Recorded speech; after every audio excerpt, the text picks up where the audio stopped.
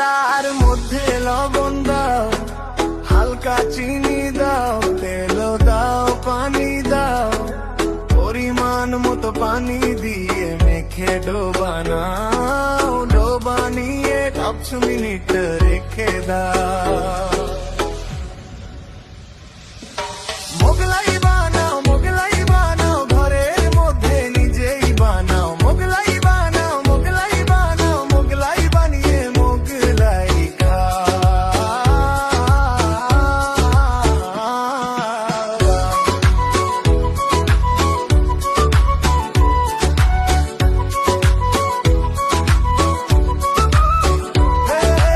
একটা বাটিতে পিঁয়াজ, ধনেপাতা, কাঁচামরিচ কুচি দাও, গাজর ক্যাপসিকাম কুচি দাও, 2টা ডিম দাও, সাথে একটা ম্যাগি ম্যাজিক মশলা দাও, ভালো করে মিশাও।